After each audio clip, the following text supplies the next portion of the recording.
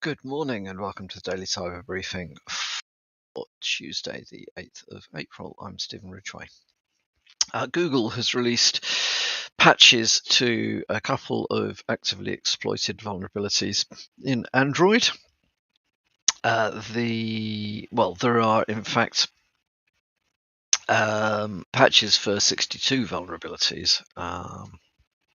Today being Patch Tuesday, we will talk no doubt tomorrow about the Microsoft and everybody else, but everybody else's patches. However, Google has patched 62 vulnerabilities, a couple of which are high severity and being actively exploited at the moment. The two of concern are CVE 2024-53150 and CVE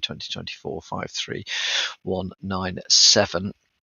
First one's an out-of-bounds flaw in the USB subcomponents of the kernel, and the other one is a privilege escalation flaw in the USB subcomponents of the kernel. As always with mobile devices, we recommend patching as soon as available. As I said before, say it again. Most devices can be set to auto update. However, if you are particularly concerned, do go in and nudge your devices. And even for things like Android and Apple devices, a periodic, occasional reboot will do no harm at all. It just ensures that any system components that have been changed have been fully implemented, patched, and are up to date, and there's nothing sitting there in the background pending. Mostly systems are pretty good at this sort of stuff, but in my experience, no systems are absolutely perfect in this respect, and you can get situations where a device says it's been patched because the patches have been downloaded and theoretically installed but not actually applied because they're pending a reboot or whatever it might be. So if you're using an Android device, patch now. Chrome. I'm not the only person who spotted this one, by the way. You probably hear this on other cyber podcasts as well, but Chrome is addressing a very long-standing side channel attack that allows for browsing history leakage. Basically, for something over 20 years, browsers who've colored links on a page that you've already visited. So mostly default color for unvisited links is blue, and the default color for visited links is purple. It's kind of helpful. I use it myself as for that. Those moments when you think, I better go back to that, and it's like, hang on, where was that site again? I was reading this or that when I came across it. Let me just go back to that page, and then I can see which links I've already checked. Very useful in that respect. However, if the link is to another page from the same website, the website has recorded the fact that you've been there anyway, so there's no data leakage. However, if the page has got various off-page or off-site links, the server can determine which of those links you've been to by things like looking at the colors of the links based on their CSS style sheet for the colors. So this has led to a limited but very real disclosure of browsing history through the browser. Chrome 136, which is due for release on April the 23rd, I think,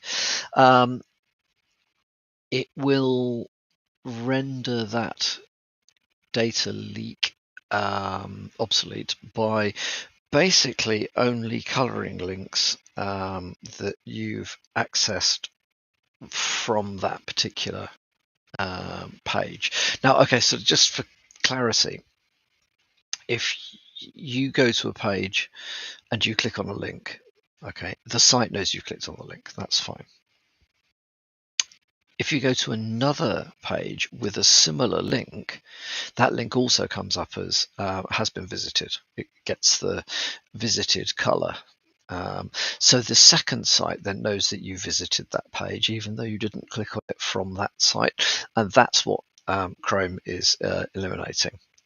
It does mean that if you see the same link from multiple sites, it will only flag up as visited from the site you originally, or the site that you actually clicked on the link from. I think that's a minor inconvenience compared to the potential for malicious sites to use this method to identify what sites, to effectively leak parts of your browsing history. So generally a good thing, and it's not the most drastic data leak, but it could be under certain circumstances important if you were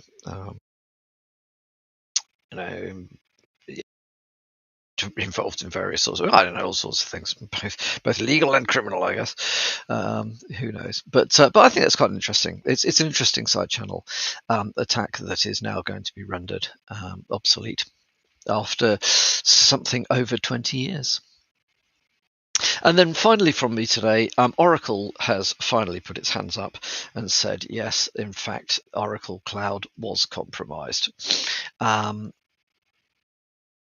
Claims have been around since March that a breach, there had been a breach of Oracle's cloud environment.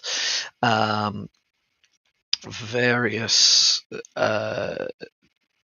people have looked at a data dump which appears to contain around 6 million records, including private keys, encrypted credentials, LDAP entries, so on and so forth. Oracle has been very slow to admit that this has happened. However, they have now said, yes, it has. They have been reaching out to customers in the background, and it is via one of those customers that we've got confirmation that, in fact, the rumors are true. There is an interesting quirk that the notification of this breach is well outside the reporting requirements in the EU and the UK via legislation here. So GDPR, acronym, I had momentary lapse of memory. GDPR regulations. That's 72 hours within 72 hours of the discovery of a leak, it has to be notified out. So if any EU citizen data has got swept up in this, there is a possibility that the EU will impose fines. The fines for GDPR breaches are substantial. I forget now, but it's a certain percent. It can go as far as a certain percentage of global turnover, I believe. Given the perilous state of finances anywhere in the European Union, any of the European Union countries, I would fully expect them to go to town. If they can get away with it, they will be looking at this as a revenue generating opportunity, I'm absolutely sure. Coupled with probably a somewhat fuck you attitude to the US and US based organizations at the moment, given the very interesting approach to global trade coming from the White House. So, watch out for further developments in this space. It is also possible that whilst there are no federal reporting requirements in the States, to the best of my knowledge, individual states may well have reporting requirements, reporting regulations. Off the top of my head, I seem to remember that there's something in California, and I believe there may also be something in Texas and possibly in various other states as well. So Oracle could be in for a bit of a hard time over this. Why does it matter? Well, your data may have been swept up in this stuff, so be aware. If you're using Oracle Cloud environments, make sure you've been through all the usual sort of stuff. I mean, we've spoken about it previously when this was a rumor, but make sure your credentials are safe. Rotate your secret keys. Rotate access keys you might be using. In Oracle hosted applications that you've got out there. Be aware of the potential for